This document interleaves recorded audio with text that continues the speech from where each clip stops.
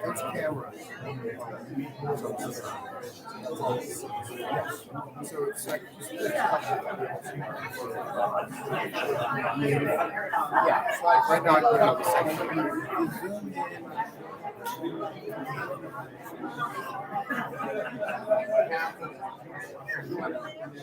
Section.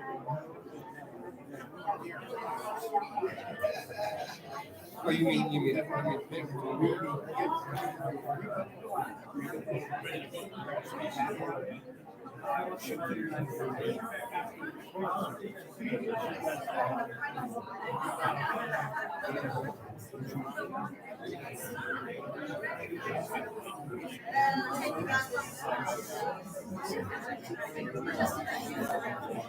Yeah.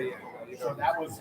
So I was before what happened. So I just left it. I guess. Yeah, you don't even have to, and you don't even have to do that much because personally, when I'm on Zoom at home, I like the gallery. If I want to do somebody, I will. Yeah. But it's just mixing this up for Zoom for It's good to mix this up. To be honest, 2 people tonight aren't going to be here. 2 or 3 people.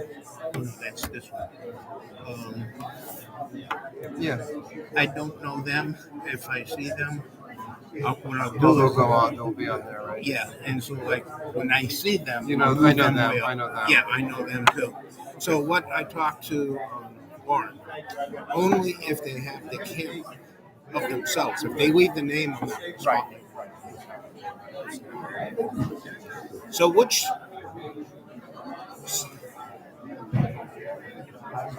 Oh, that's the.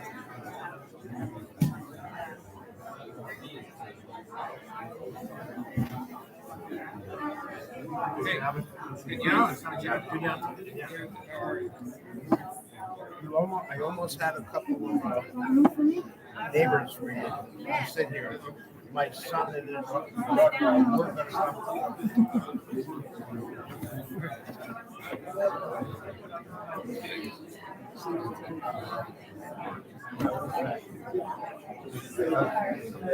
Yeah, I almost had a couple. My son and daughter was working on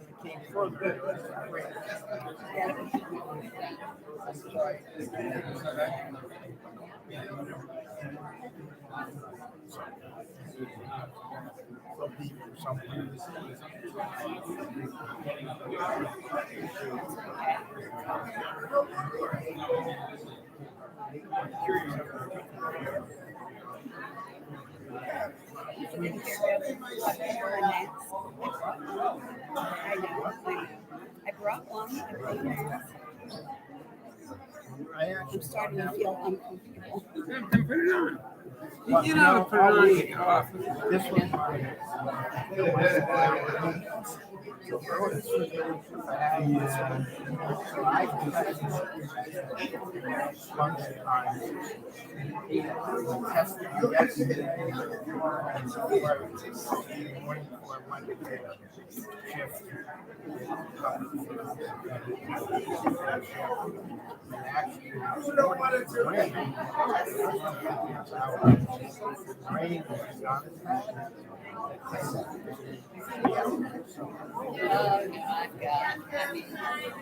My allergies are active, and I know, it's allergies. Well, last year when I applied,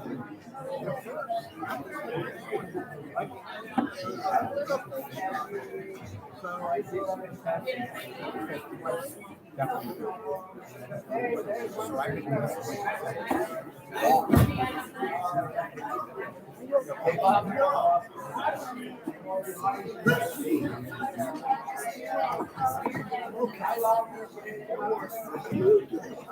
Well, I know you. I came over to say, what the fuck? couldn't be better. You're gonna sit with us. Get over it. When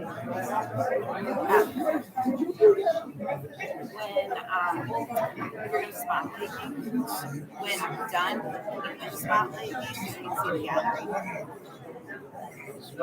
Like, can you spotlight me? Unspotlight me so that we can see the gallery. Okay, Stanley is on Zoom. Okay, got it? Okay. You're talking about Yes, when I'm done with my speech. Sure. No, or even like when I start, when I start the airport. Maybe you can go to that gallery then. Or wait, I don't know. Yes. Up and back. Okay. Mostly because it was so easy Thank you. to get to. Where are you going to sit? I'll sit here. Yes. I gotta go. So your wife coming to your I gotta hold it. They have, normally take it all 3 groups coming out. How good? Old. She's the youngest.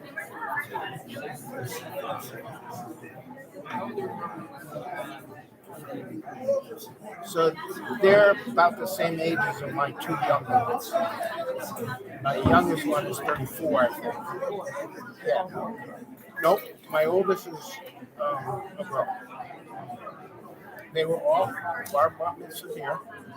If you look at the tree of life, with the paint.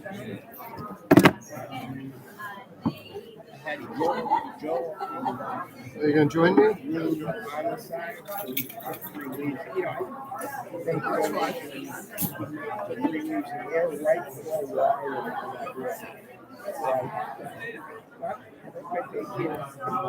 I felt good.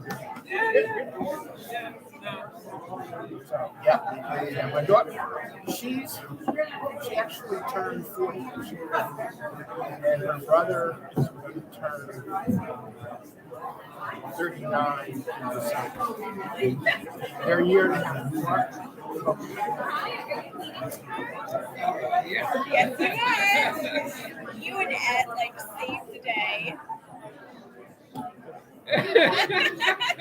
I wonder how it's going to look next year if you do the same thing, or you do the whole thing and you do it one day and he does it one day, and then We probably have to call it.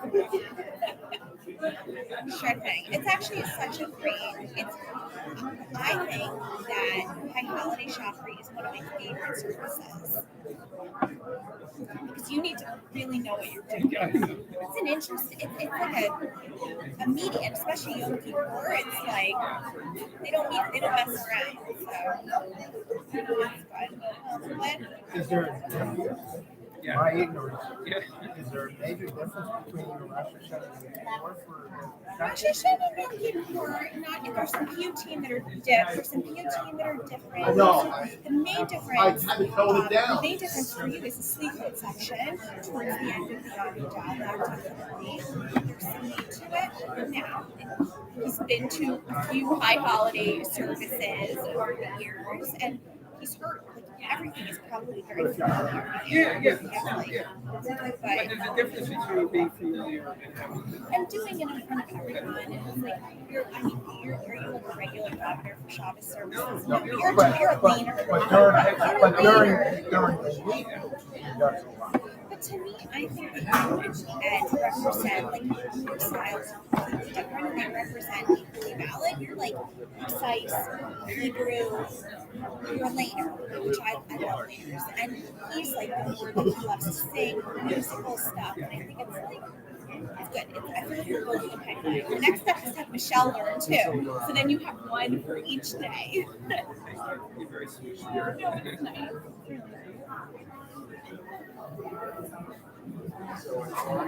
I do enjoy her. I do enjoy you and so I mean that's fine. I do. I mean I did the guy who had previously. Yeah.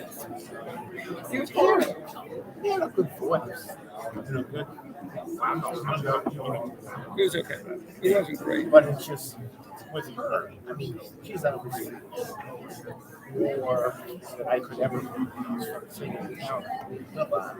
When she's up. So for a few things that she ran into, whatever. Most of it, it's open enough that you can feel part of the discipline, which to me is really good. And you can be a part of it. That's all. Yeah. She does that purposely. Because she's a professional. She was a music major. She knows her stuff. Where did she go to school? Random. Right? Music. So one of my sons did apply there, got in, and ended up but we looked at Brandeis. I know a few schools like Brandeis.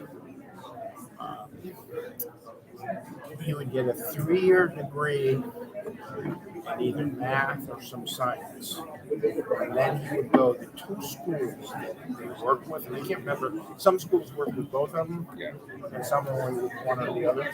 Columbia and RPI, I think, where you can go then go get your engineering. So your focus. So it's a 5-year program. But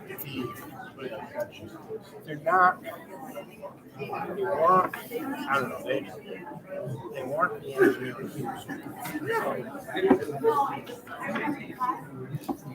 What does he do now? Huh? What does he do now? He's been a manager for Lockheed Martin for a while, 34 years old. He's got hundreds of people working for him. He works on a number of projects. I'm sure you've heard of the F-35. Okay, if we can take our seats, please. Our custom is that before we do Kol Nidre, before we start the service proper, we have the president's address, and we do this for a particular reason. It's so that when the president gets out the board, you can clap. Because during a service, I know that you always want to clap after a sermon and things like that, and you can't. I know that's tough on you. I get it. You don't have to laugh that loud. But at any rate, you can clap because to honor the recipient of the award. So we're calling on our president, Lauren, to sit down.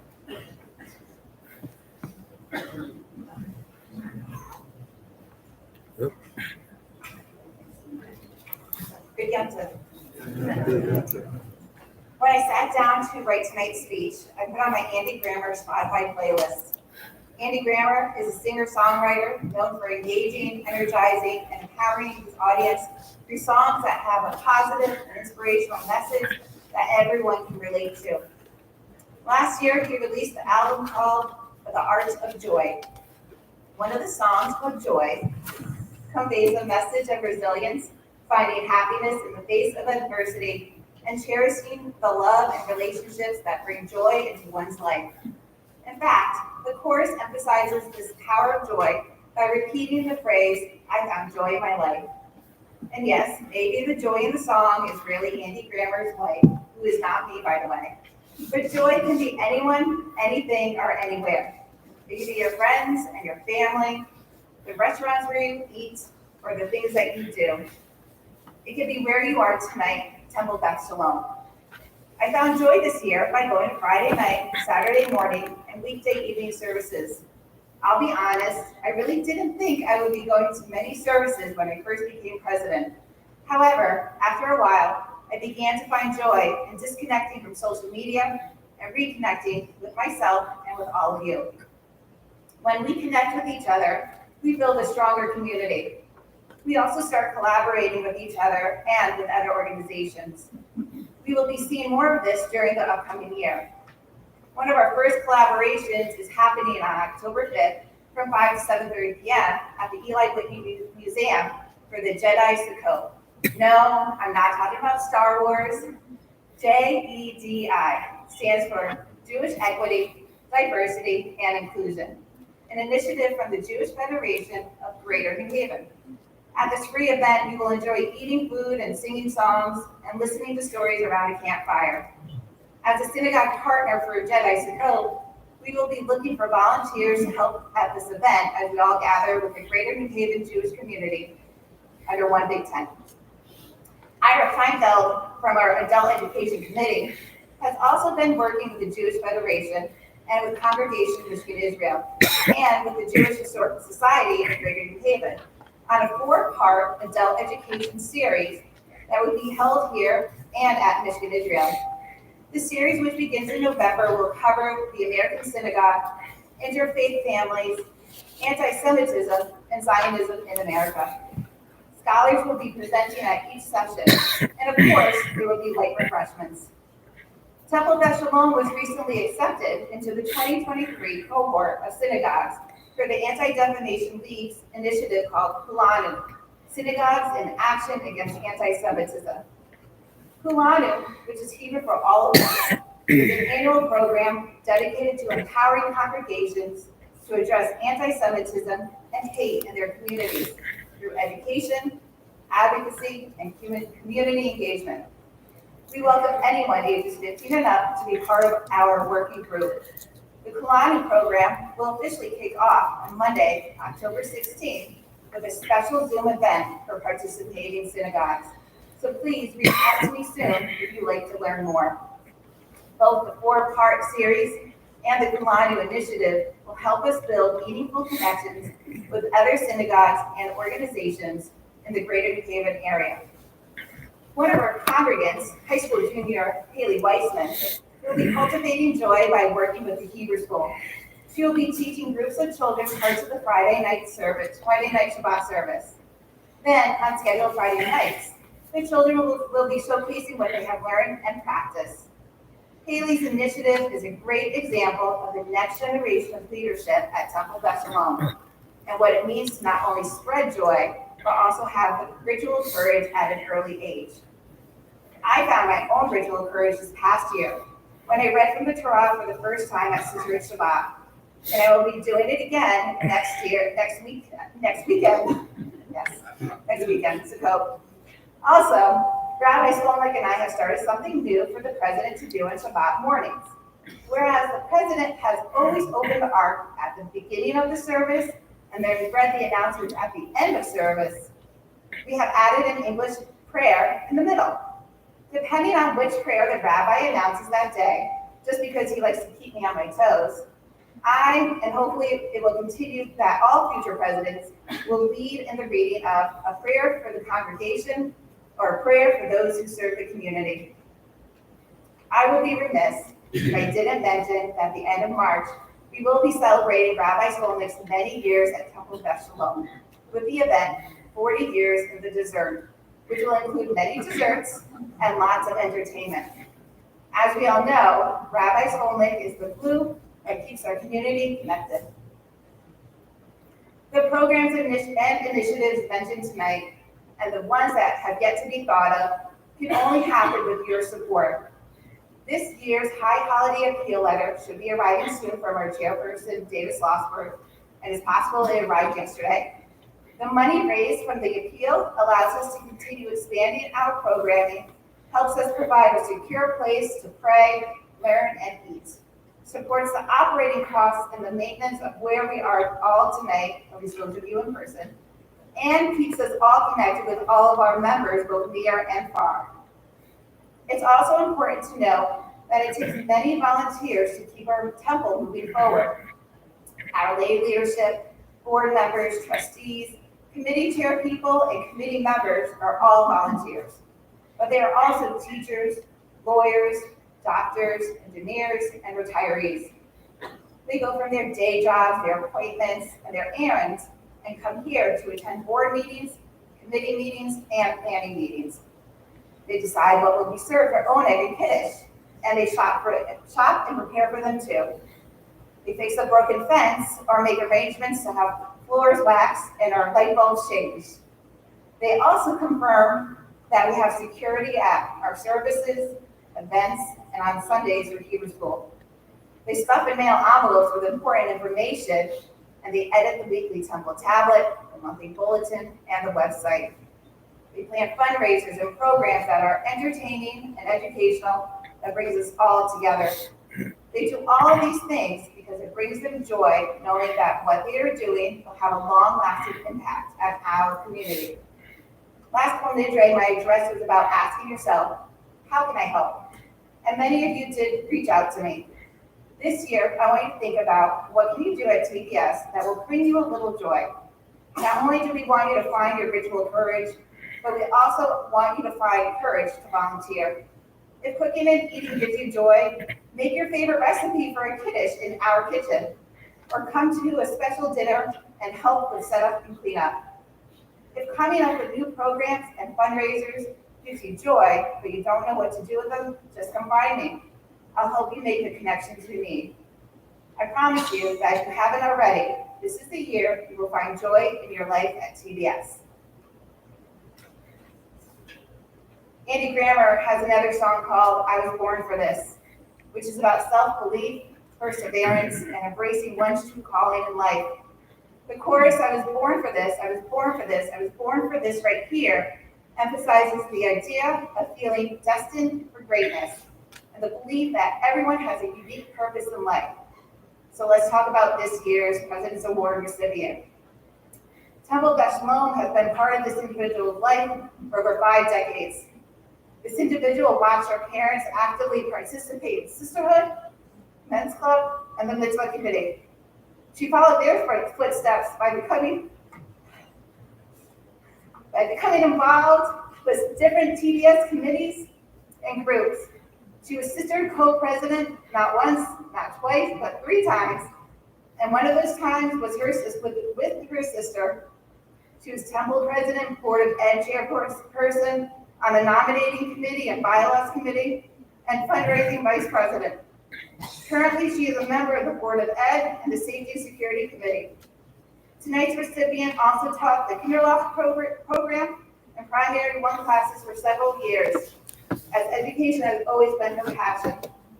Tonight's recipient helped plan and implement the recent 36th anniversary roast of Rabbi Skolnick and the Temple's 75th anniversary, among many other programs and fundraisers. She also performed in one of Steve Schulfan's musical variety shows, and I guess we'll have to wait and see if she returns for another performance in March. She also worked side by side with her late husband on the live and silent auctions that were among the most successful fundraisers in the 1990s and early 2000s. She was born for this. She was born to be a mother, a sister, a grandmother, an aunt, a great aunt, an educator, and a leader. She was born to put others before herself. She was born to work well with others. She was born to be an inspiration to her 2 daughters, with me, and my sister, and everyone. She was also born to be an inspiration to everyone around her. She was born to be part of the Temple Beth Shalom community. So if you haven't guessed already, this year's recipient, President's Award recipient, is Hillary Intelli.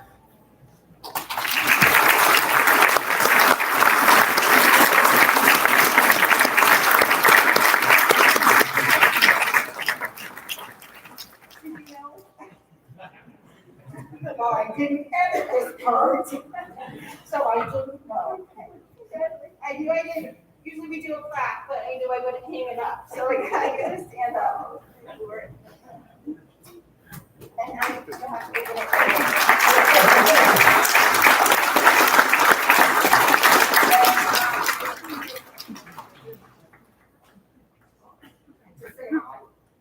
I tell she's wearing commanders.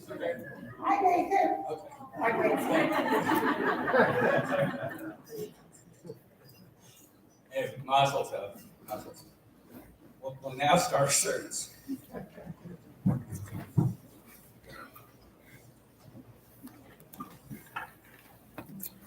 The opening prayer of the Kippur is Kol Nidre, the annulment of vows, recited at sundown of Yom Kippur Eve. The Kol Nidre service consists of the opening of the Ark and taking out the Torah scrolls, reciting Kol Nidre, and returning the Torah scrolls to the Ark. Kol Nidre, the prayer which ushers in the holy day of Yom Kippur, is the most famous one in our liturgy for the high holidays.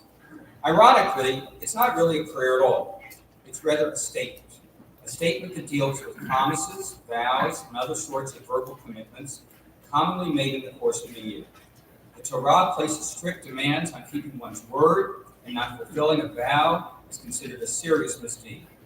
On Yom Kippur, when the essence of the soul is fully revealed, we express our real attitude towards the perfections that might slip into our behavior in the coming year. They are thus denied and declared insignificant. Please rise. Call it to me, we're going to be holding the Torah. The Ark of the Torah.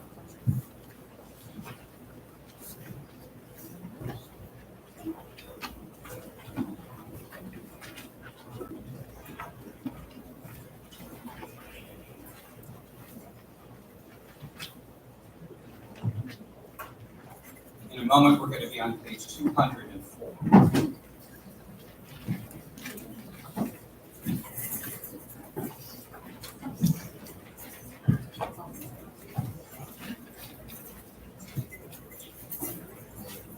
Reading at the top of the page on page 204 together. Who can understand the source of our errors? Cleanse me of secret faults. You restrain your servant from willful sins. May they not control me. Then shall I be innocent of wrongdoing. May the words of our mouths and the meditations of our hearts be acceptable to you, Adonai, our rock and our redeemer.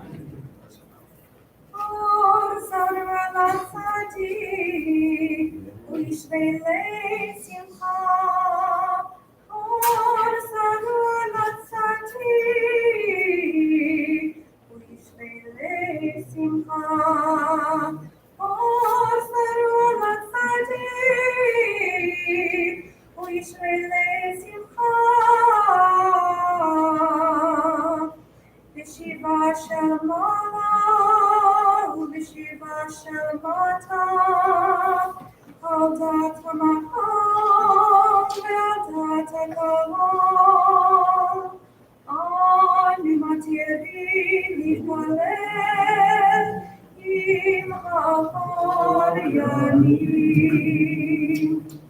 Shiva Shalmala, Shiva Shalmata, Aldat Hamaham, Aldat Hakalam, Animatiri, Nipalel, Imahariani, Shiva Shalmala, Shiva Shalmata, Aldat Hamaham, Aldat Hakalam, Animatiri, Nipalel, Imahariani. Kol Nidre, Ve'asare, V'amane, Ve'kinuye, Ve'kinusei,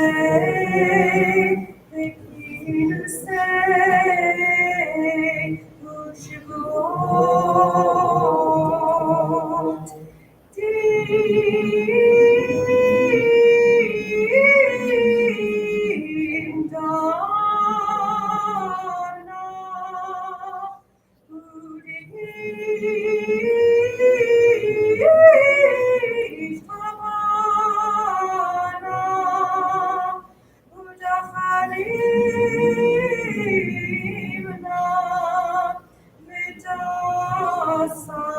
Calling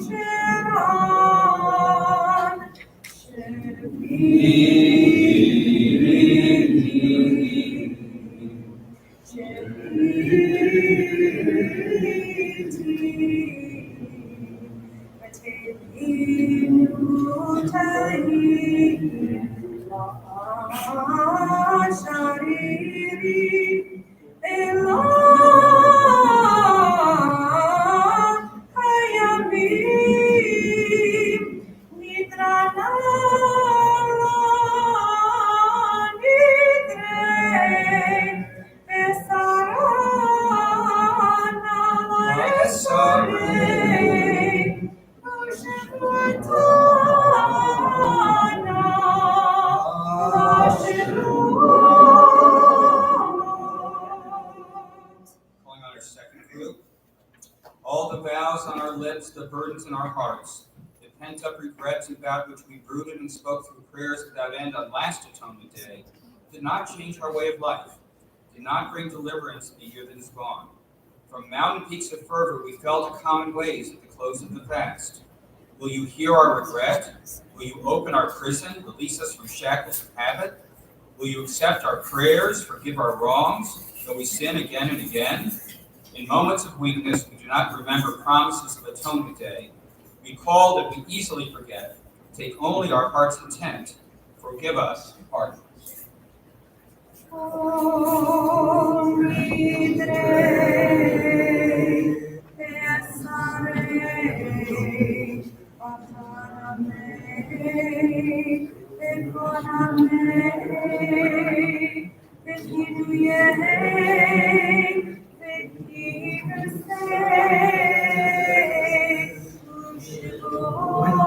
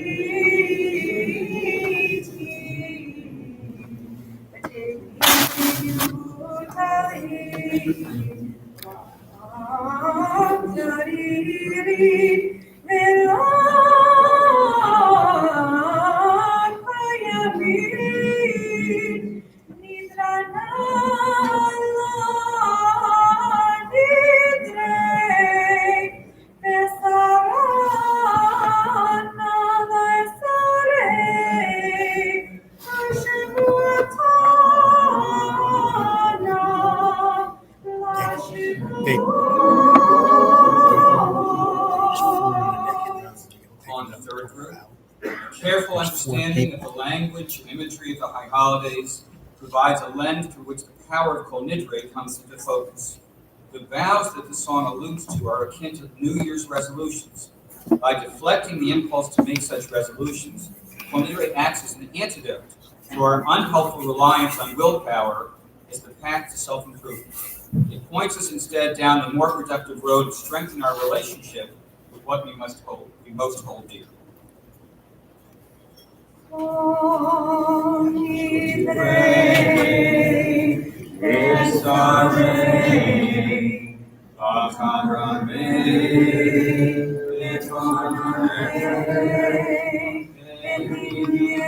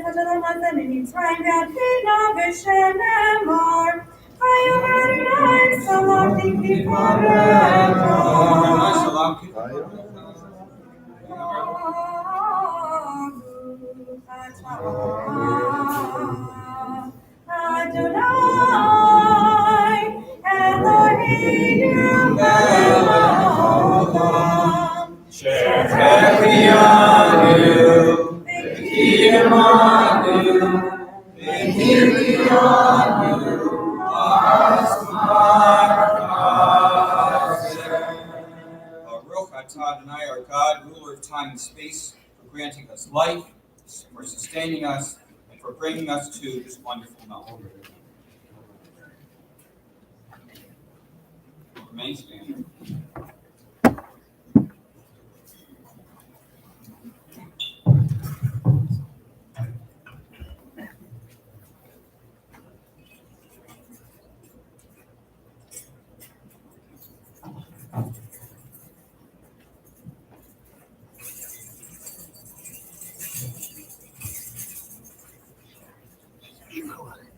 We'll remain standing.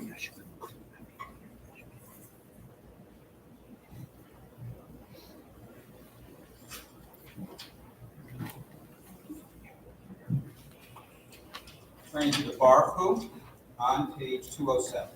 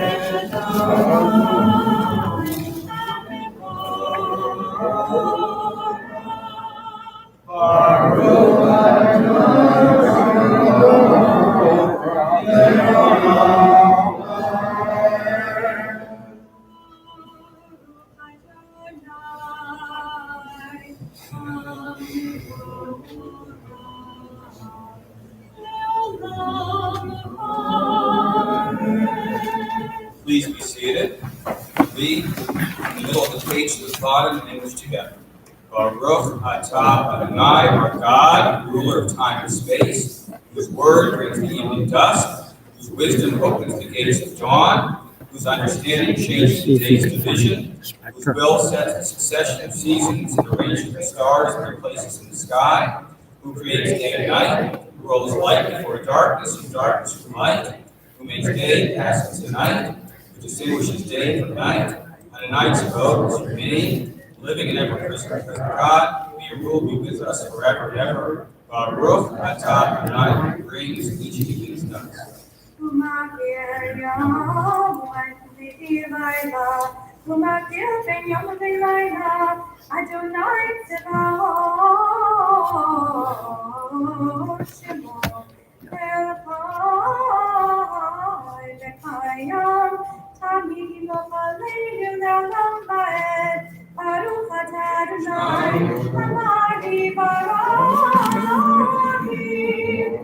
On page 208, we'll read the first paragraph together in English.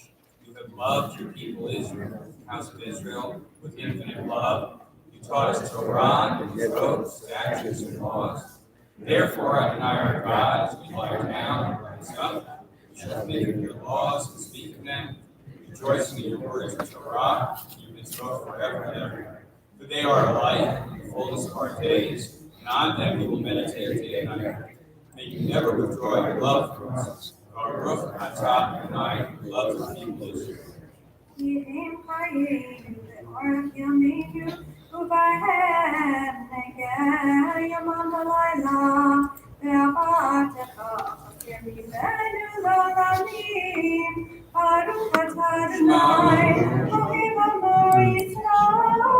Shema in 208.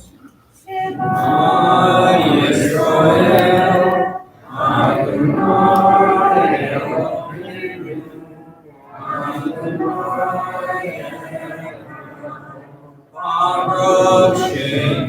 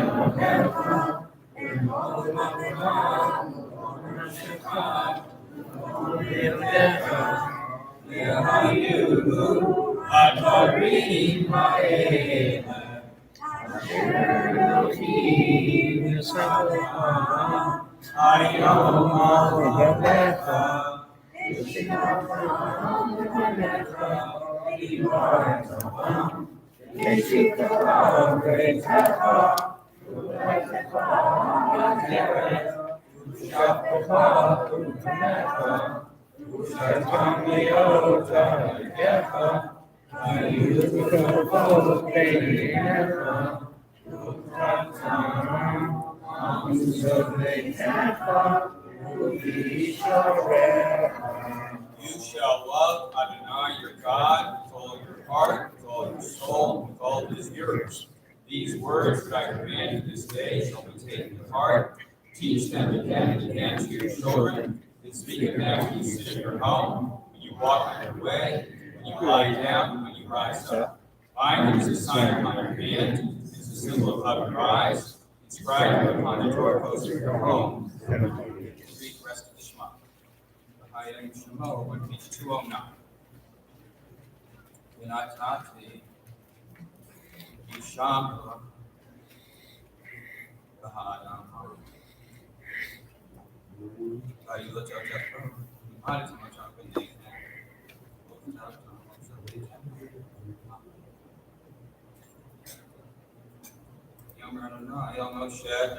Or Taber El Bnei Yisrael Yomartam Yasulah Tzitzi Al Kafei Dehem L'Torah V'Hat Yu Al Tzitzi Makana V'Til Tekehem V'Yalachem L'Tzitzi Uritem Oto Ten Kol Nidre Adonai V'Sitem Tag V'Lo Tatu Amarei Lachem V'Yachem Ashertens of me Ma'arechem V'Ma'at Tishru V'Sitem Kol Nidre V'Lachem Ani Adonai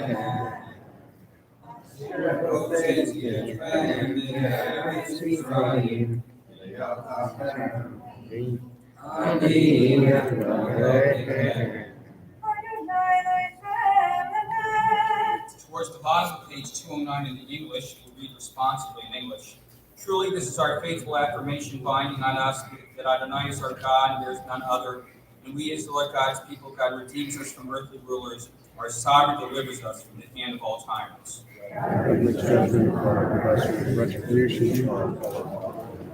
Page 210. God performs wonders beyond understanding, marvels beyond all reckoning.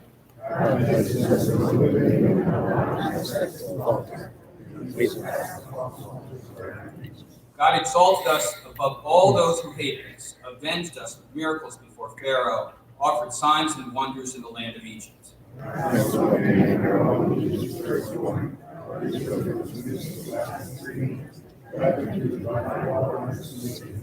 As their pursuing enemies drowned in the depths, God's children beheld the power of the divine.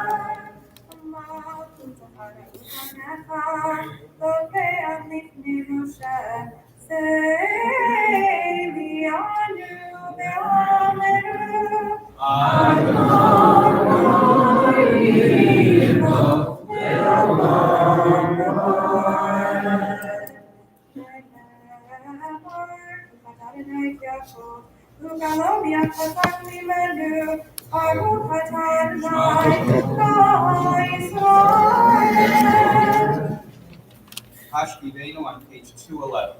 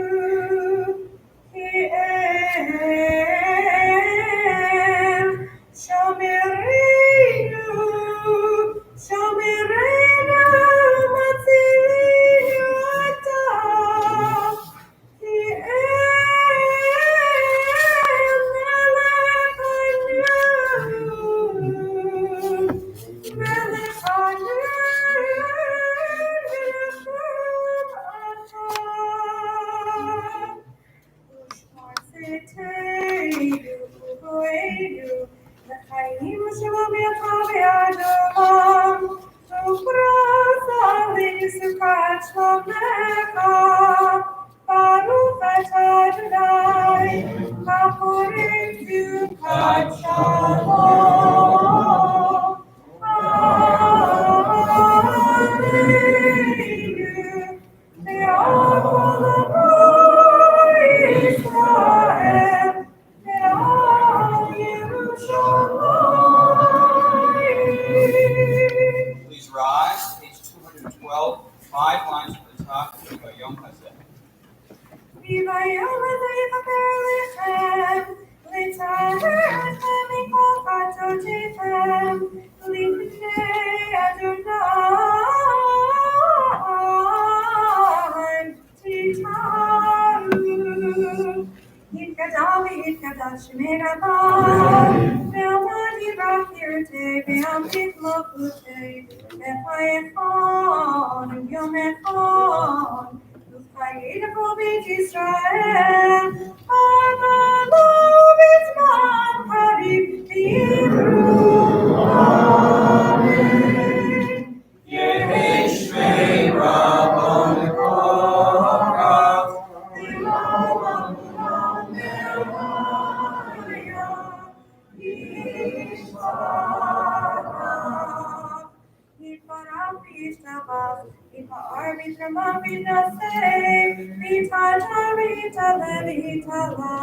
Shemeir Kurisham Rihu Leila Leila Mikol Birkat Shita Tushmata Birkata Damiran Be'alma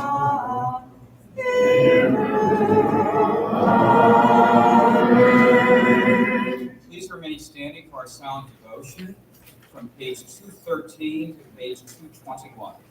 213 to 221.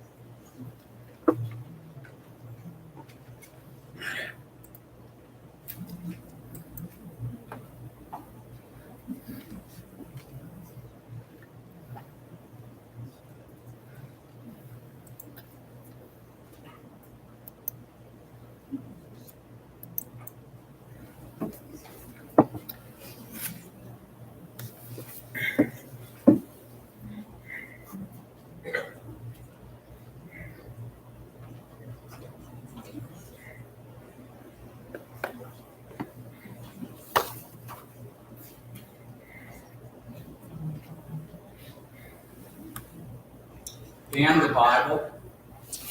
In June, the 72,000 student Davis School District in Utah removed the Bible from its elementary and middle schools after a committee reviewed the scriptures in response to a parental complaint.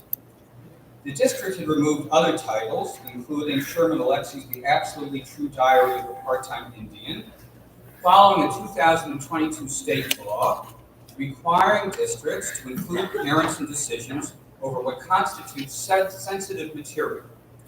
The review committee concluded that the Bible was too violent and too vulgar for children. The committee used its own discretion to remove it from libraries below the high school level. How did the good book get to be seen as a bad book? A parent convinced a suburban district that some Bible verses were unsuitable for younger children. So what happened? Well, when the Absolutely True Diary of a Part-Time Indian was banned, nobody did anything.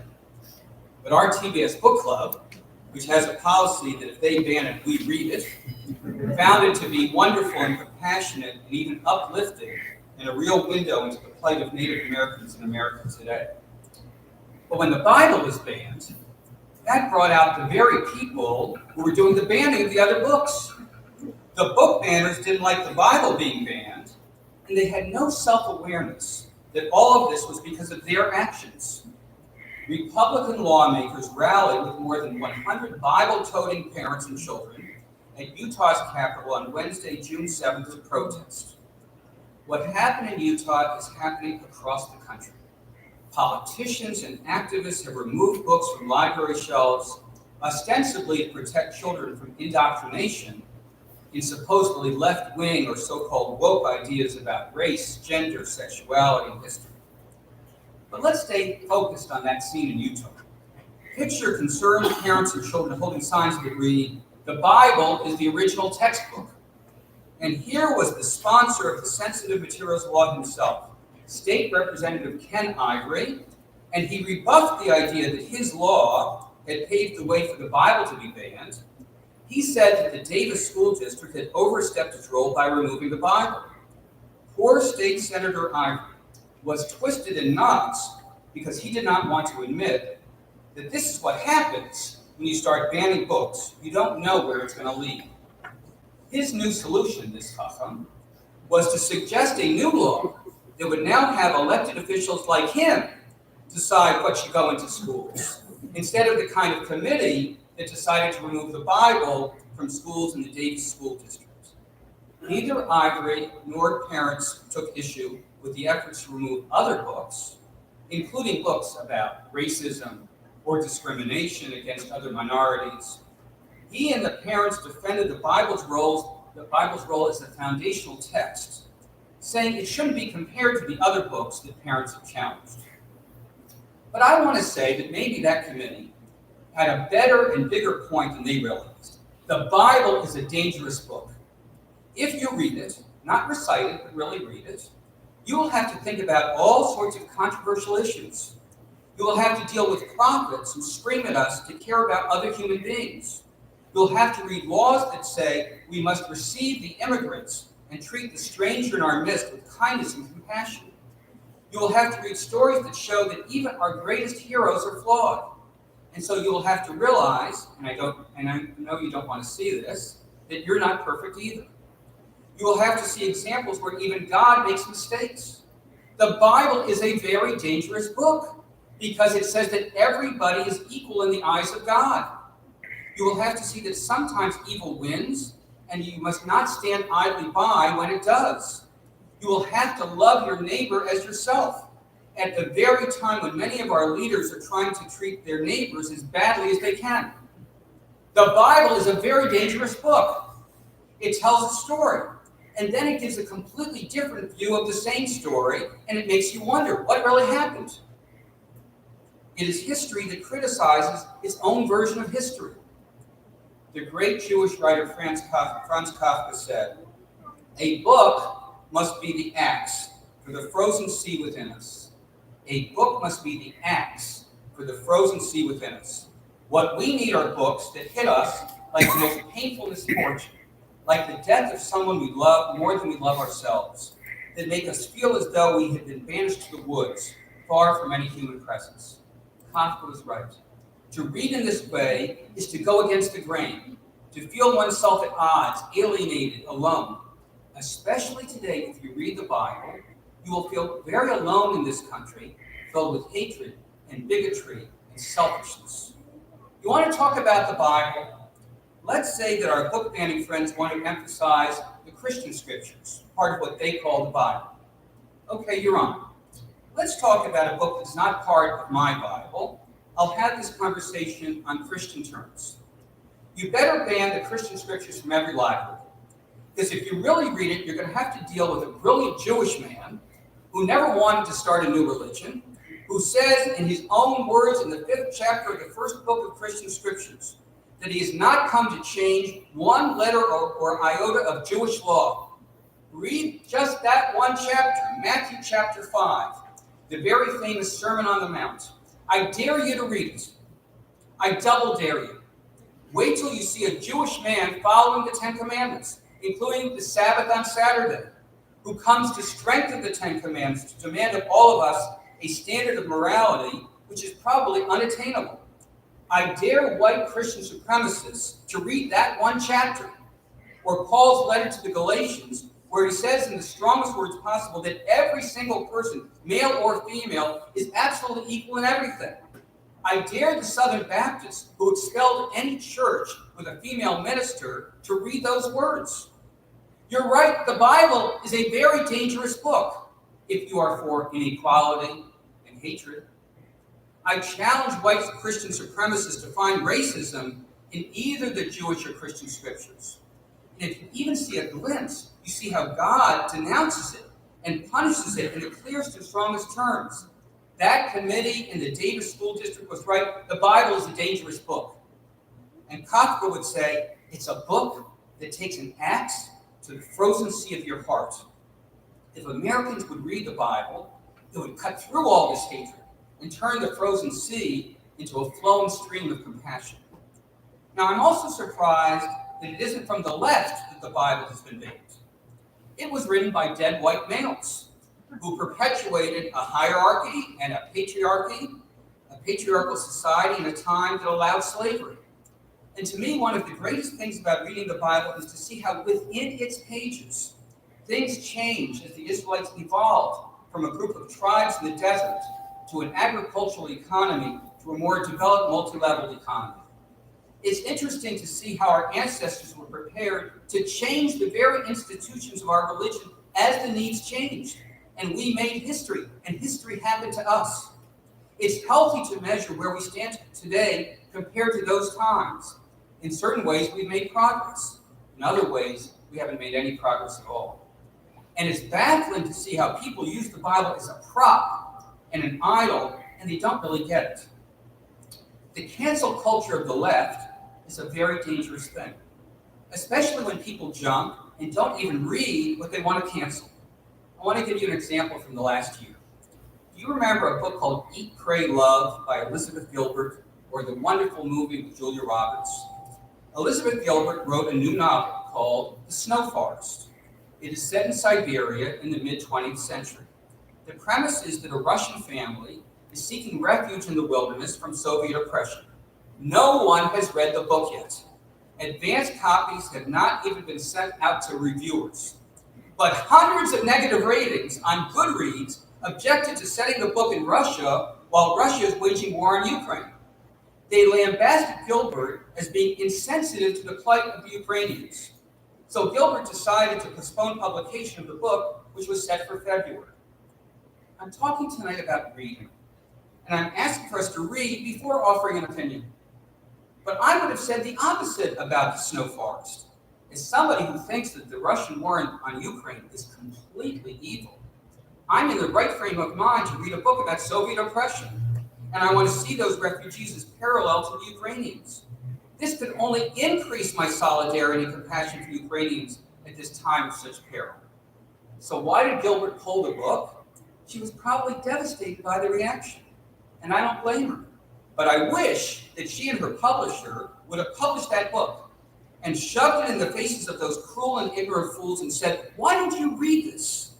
I would have ordered 45 copies for the book club in a flash. It's what I want to say to everybody. What are you so scared of? You should not be afraid to read anything. It is only by reading something yourself that you can only begin to know how to respond. So let me use a metaphor from Dungeons and Dragons. Dungeons and Dragons is one of the most popular games of the last generation. Full disclosure, I have never played D&D, and I have no real understanding of how it's played. But I do have my grandson, Avi, who was in a weekly game for a long time, so I know this useful bit: law and chaos. In Dungeons and Dragons, you pick a character, your identity, and you can be lawful and good, or lawful and evil, or chaotic and evil, or chaotic and good. Now, you would say immediately, well, law is good, chaos is bad, so you should be lawful and good. In almost every other context, you would be right. You should not, of course, be chaotic and evil. We see people who are chaotic and evil, who are disruptive and damaging, and who create chaos for themselves and everybody around them, even a whole country. But in the life of the mind, you need to be both chaotic and lawful. You must let your mind indulge in chaos. Let your imagination soar into every place, into evil, into good, and see where it leads. If you don't, you will not be prepared to meet the challenges that will face you in your life. A typical Dungeons and Dragons game consists of an adventure, which is roughly equivalent to a story.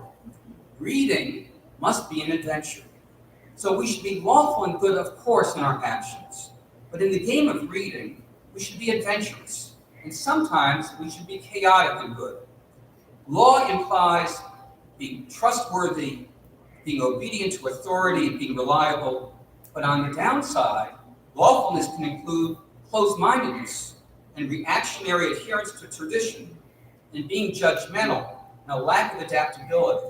Chaos in the imagination implies freedom and flexibility and adaptability. Reading the Bible, the book that was banned in Utah, gives you all of the above. The Bible gives us the fundamental laws of civilization. But the stories of the Torah and the criticism of the prophets and the questioning and skepticism in the writings also cause good chaos in our minds. The Bible must not be a closed book. We should open it up and see that it's trying to open us up to what life is really like. Now, of course, I want you to read the Bible, but I also just want you to read. If you would really just read the New York Times every day, you'd be amazed how much you learn about our world today. Reading is different from watching TV or a movie or staring at your computer screen. When you read, your mind creates the images and pictures, and they find their place among all your other pictures.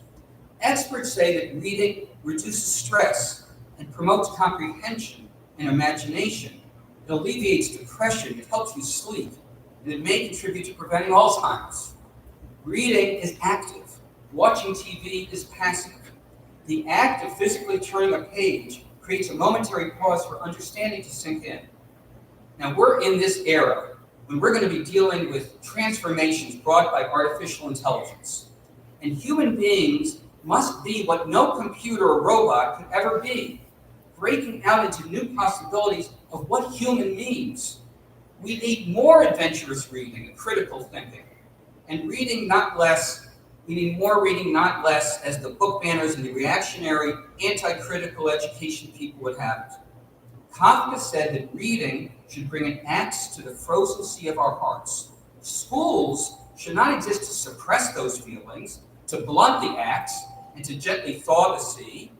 We need critical analysis of how one kind of person has treated another. We need to feel the pain of being a slave, of being hated for who we are, or feeling alone and rejected. In that book that was banned, The Absolutely True Diary of a Part-Time Indian, that we read for our book club, there's a passage where I was sure that the awkward teenage Native American was going to be bullied. And I found myself terrified, as if it were me or one of my kids. And then when he was not bullied, but helped, I was so relieved. So here was a teenager that I had nothing in common with, and I was him. The frozen sea of my heart not only thawed, but it flowed with compassion. This is what reading can do. So I'm not only asking for our society to stop book banning. Don't let anybody ban what you read. You can join our book club, one of the most successful programs our show has ever had, because we read anything and everything. But if not, make your own program to read. Most of all, I'm asking you to read and open up your mind and open up your heart. Please rise for Yahweh, page 223. We're opening the Ark in honor of Morris and Dottie Spector. Page 223, Yahweh.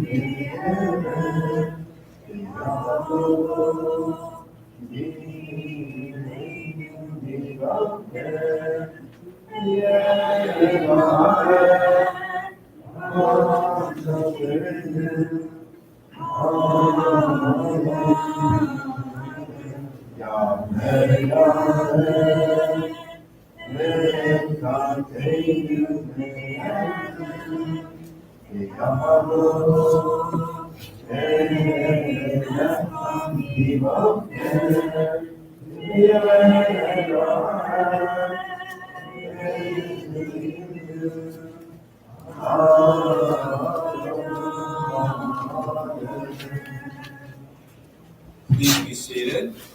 We are on page 224. We'll read responsibly, going to the bottom of the page where it says selections from the book of Job. We know there's a place where gold is found, and somewhere there is silver for refining. But there's nowhere can it be found. There's the place of truth. The deep declares it's not in me. The ocean echoes nothing is, neither is it here. And gold or glass cannot be changed. But wisdom, where can it be found? Where is the place of true knowledge? Sees that and knows his place. While peering to the ends of the earth, inspecting everything under the heavens, You know, our beings what can't be water. The world is in vain. God saw it and appraised it, examined it and plumbed it, and then God said to human beings,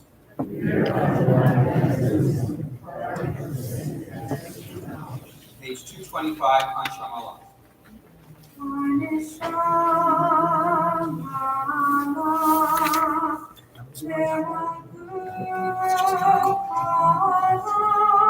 Usually I do a click and then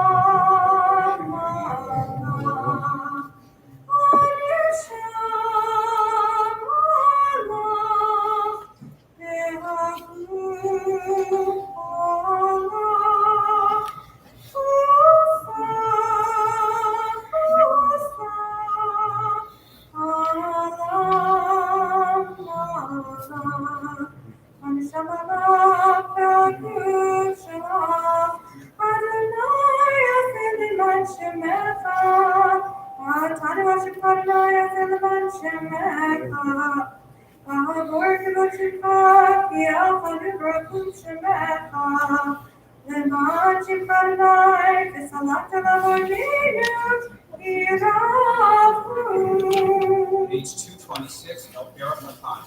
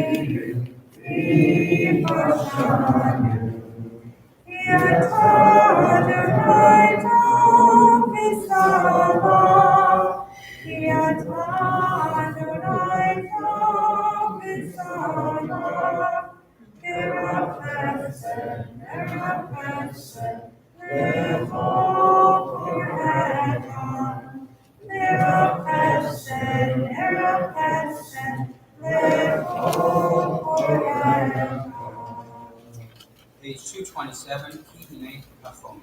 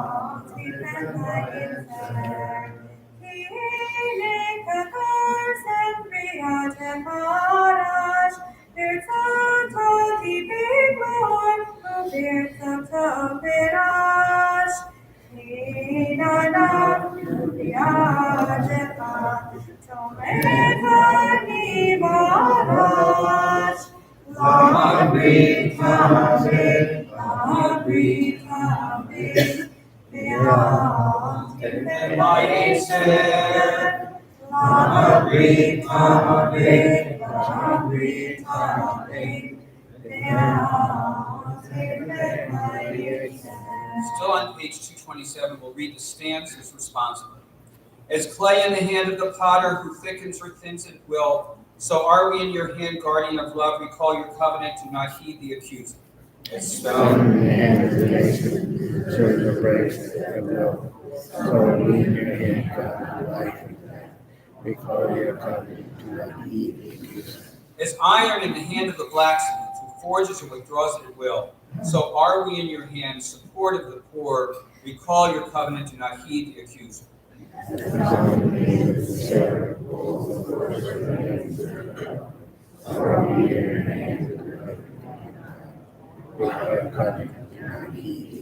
As glass in the hand of the glacier, who shakes or melts at will, so are we in your hand, pardoner of sin and transgression. We call your covenant, do not heed the accuser.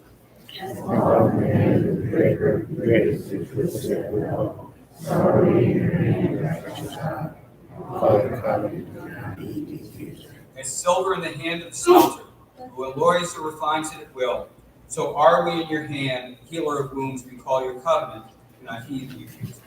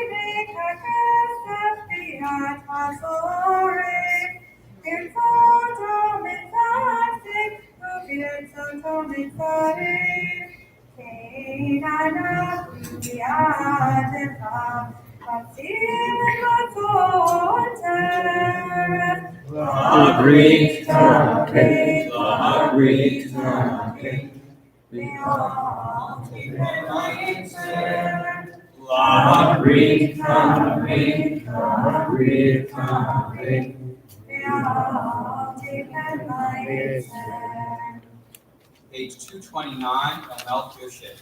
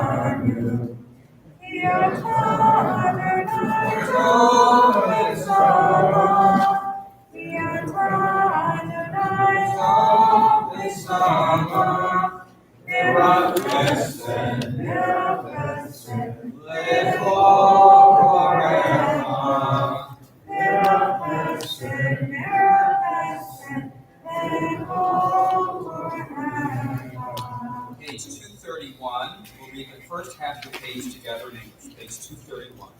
Even before I came to be, your kindness accompanied me, for from nothing you formed me.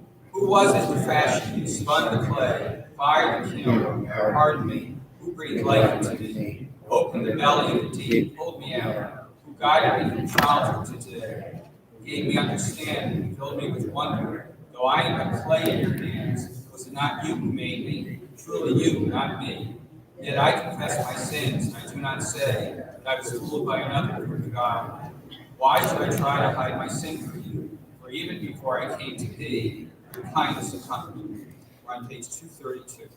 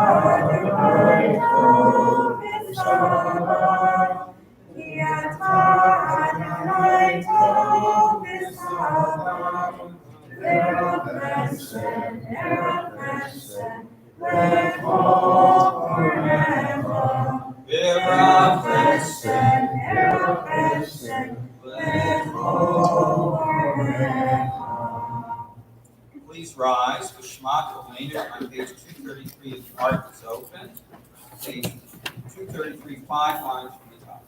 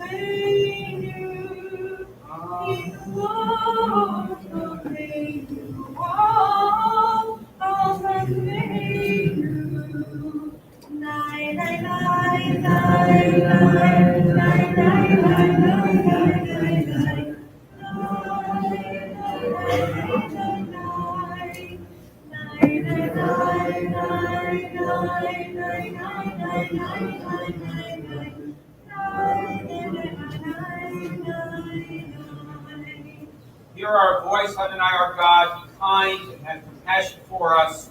Willingly and lovingly accept our prayer. Turn us toward you, Adonai, and we will return to you. Make our days seem fresh as they once were. Do not cast us away from you. Take not your holy presence from us. Do not cast us away as we grow old. Do not desert us as our energy wanes.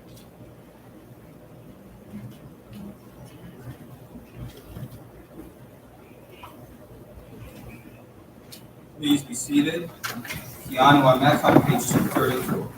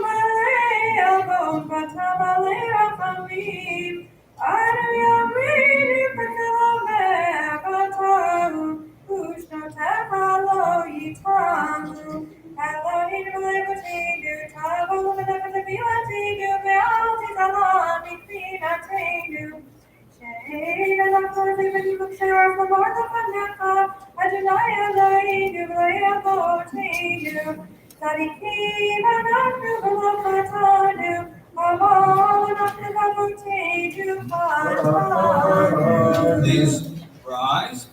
Page 235 for Ashanu is the Ark itself.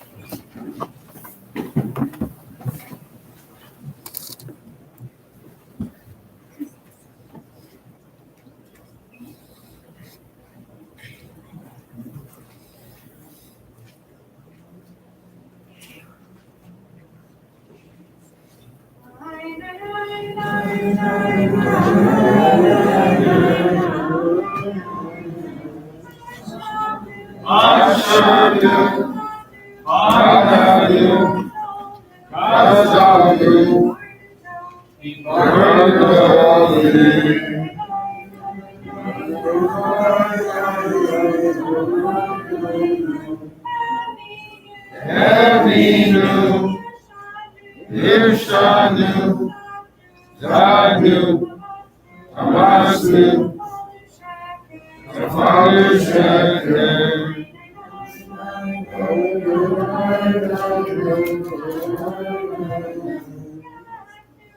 Yasura, Kizabnu, Wasu, Maradu, Yasu, Saradu, Avinu, Ashanu, Saradu, Ishinu,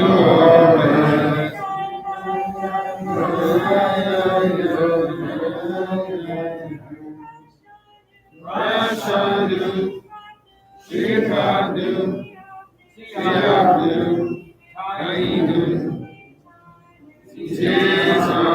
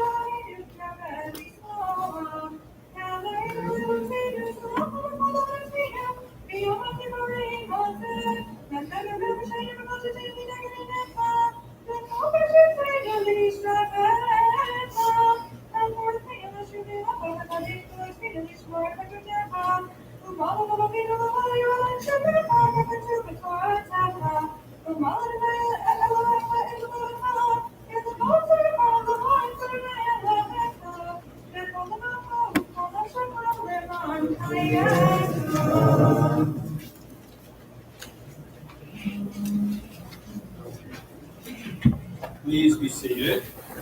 On page 236, we'll read from the middle of the page to the bottom, letters Dalet and Hey.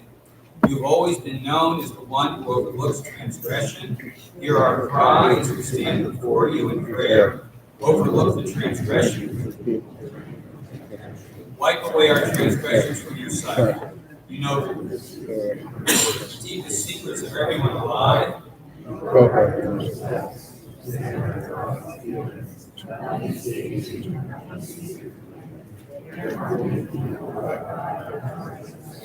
Forgive us for all our sins, to pardon us for all our iniquities, and to grant us atonement for all our transgressions. We rise again, page 237.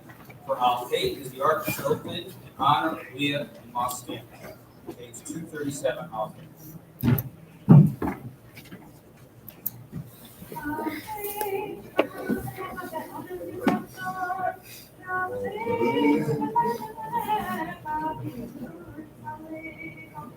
Al Fate Shatan, the Al Fate Shatan.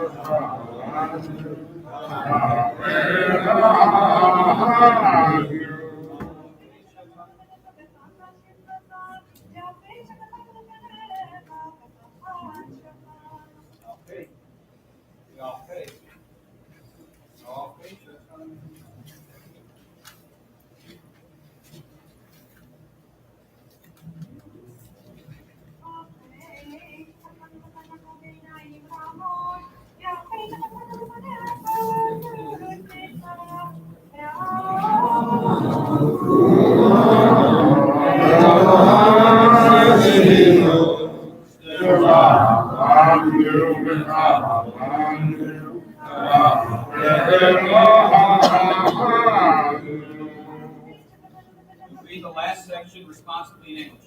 We've sinned against you by throwing off all restraint. We've sinned against you by plotting against others. We've sinned against you through superficiality prodigality. We sin against you by rushing to do evil. We sin against you through empty promises. We sin against you by betraying trust. All these sins, forgiving God, forgive us, pardon us, grant us His Son.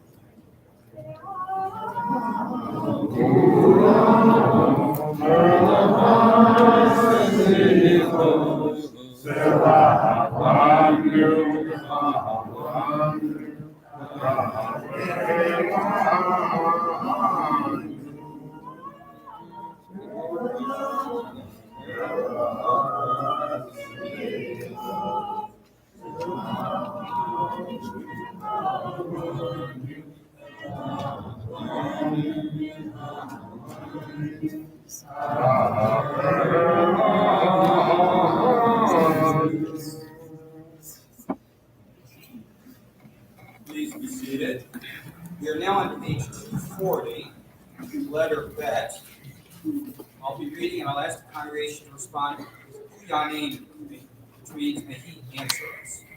May the one who answered Sarah pass the time of her youth, Abraham on Mount Moriah, Isaac their son bound on the altar, Rebekah as her son struggled within her, Jacob at Bethel, Leah in her loneliness, Rachel desperate for a child, Joseph abandoned in prison, the Hebrew midwives as they stood at the birthing place, Yocheved having faith on the bank of the Nile, the people Israel on the shores of the sea, Moses standing on the slopes of Sinai, Miriam with her well of water, Aaron offering incense to God, Pinchas seeking his place above the crowd, the daughters of Zelophehad standing their ground, and those who are righteous, upright, decent, and compassionate answers.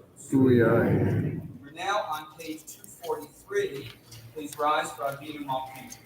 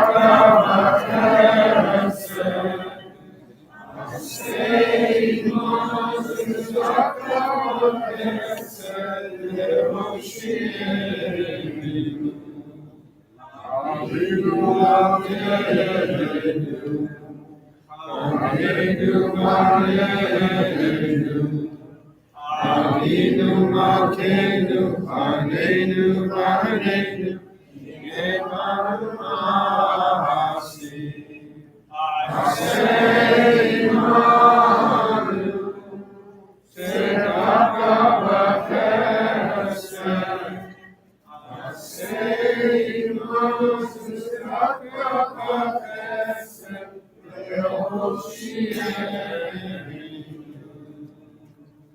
be seated. Reader's Cottage on page 245.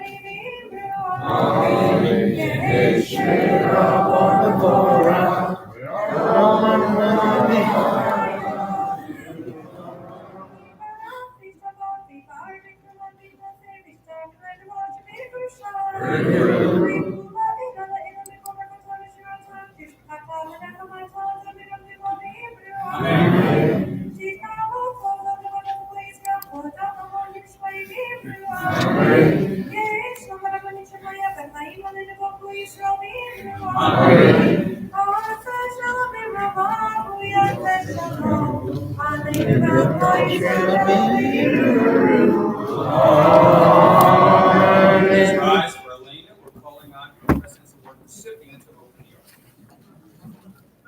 Page 246.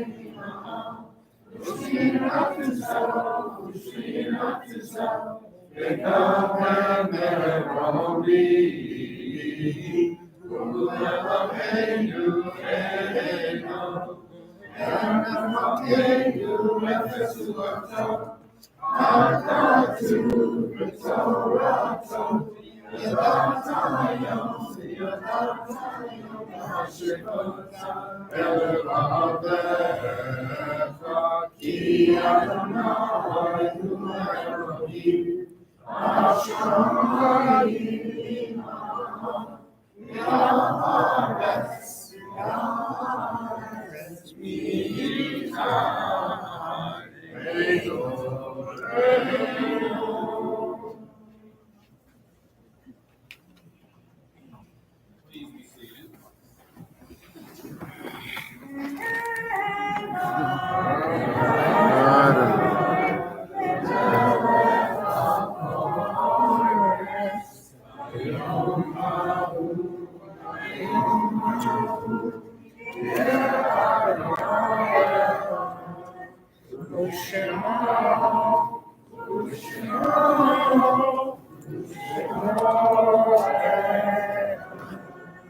In solemn testimony to that unbroken faith, which links the generations one to another, let those who mourn now rise to magnify and sanctify thy holy name. Lord's Cottage, page 247.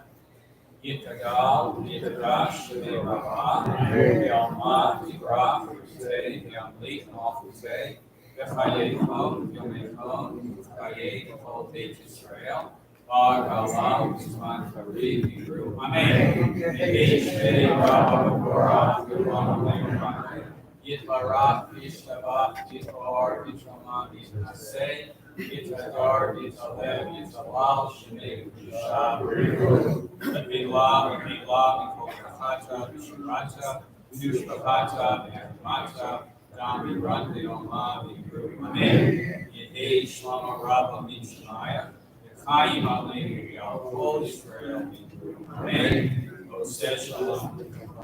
Yaseh Shalom. Please be seated. We'll read Psalm 27, Psalm for the Season of Repentance together in English, page 248. Adonai is my light and my help, whom shall I fear? Adonai is the stronghold of my life, whom which shall I tread. When evil people assail me to devour my flesh, This day my enemies and those who deceive me stumble and fall. Should harm and be arrayed against me, my heart would show no fear. Should they war against me, of this I would be sure. one thing I ask of thine, This I seek, to dwell in the house of God all the days of my life, to behold God's beauty and visit God's sanctuary. for God to hide me in God's That's the God God in of the the land of this this day. day, For God to enfold me in the secret recesses of God's tent. I would be raised up in a protecting forest. Now I raise my head above the enemies that surround me. Come with offerings in the sacrifice of God's tent. Chanting and singing praise to Adonai. Adonai, my voice is prayer. Be gracious, be gracious. It is you whom my heart does seek my face. It is your presence that I seek my heart. Do not hide your face from me. Do not anger me. You've always been my help, and not forsaken me. Though my father and mother abandoned me, Adonai will gather me in. Show me the way, Adonai, and lead me in the straight path. Despite those who are against me. Do Do not not hand hand me me over over to to the grasp grasp of those who deceive me, for false witnesses to those who still reason against me. If only I could trust that I see God's goodness in the land of the living. Place your hope in Adonai, strong and courage.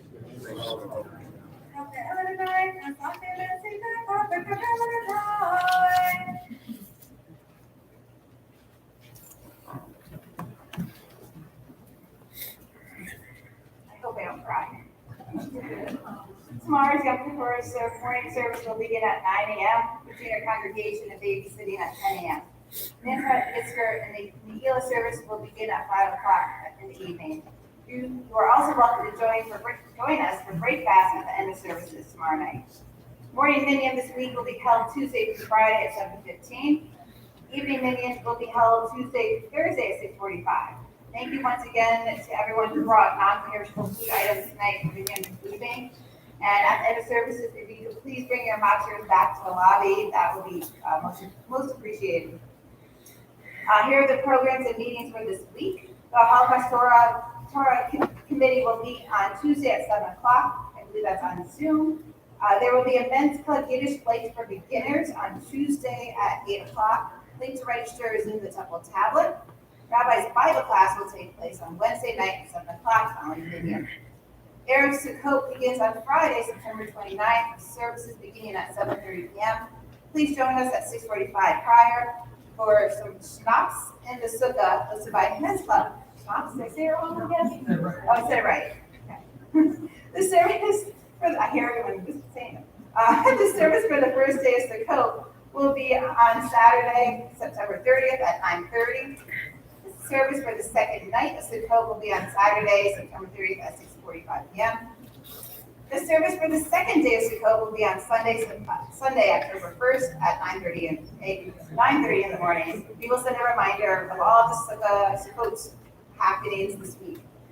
Also, if you would like to help with finishing the sukkah, please come find Larry Hyatt after services. I believe he's working on Wednesday at 3 o'clock to finish everything. So if you're interested in helping, hopefully the weather will be good, and please let me know. Raise your hand. We will be hosting a Simchat Torah dinner on October 7th. Details will be coming in the temple tablet. There will be a Young Families program on Sunday, October 22nd at 10 a.m., so save the date now. This 45-minute free program for ages 2 to 6 is open to members and non-members. There will be yoga yellow team with Sherry Sosensky, a story, and a craft. The topic for October will be Noah's Ark and the Rainbow. Our fall document shredding event will be on Sunday, October 29th from 9 to noon in the parking lot. The cost is $10 to $20 per box. Please share this event with your friends and family.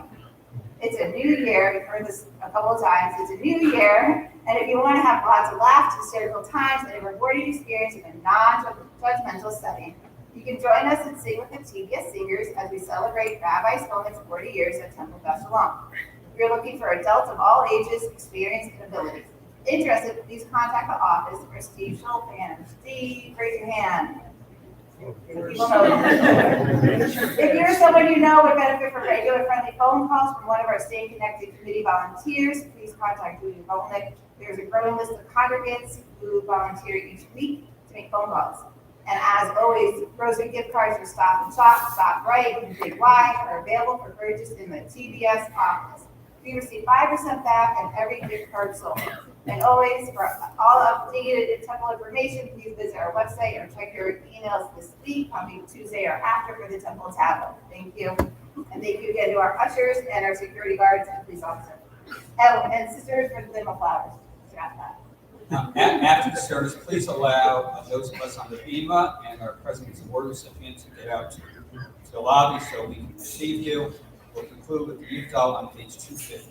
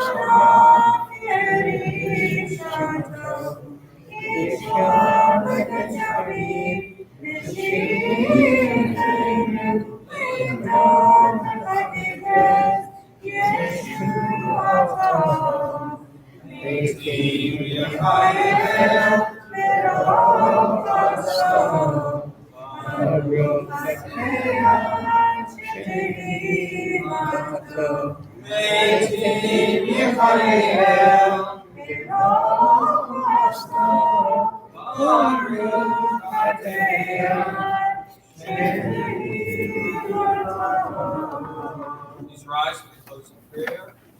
Oseh Shalom Ma'am, Huya says Shalom, Aleinu V'Yom Kol Israel, Amen. May the one who brings harmony and high bring harmony to us and to all Israel. Let us say Amen. Shana Tova Techateinu. May we all be sealed for a good year.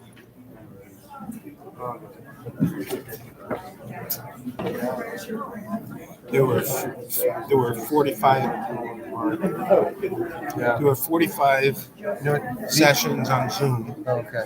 And 23 when I checked out a little while ago. Leave this on. I want to do something. Got something I want to check. Huh? Leave this one on. Okay, to shut this one down. Yeah, you can stop screen. Yep.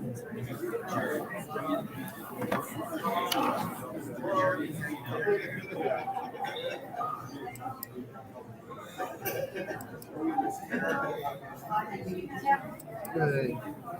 I'm gonna run.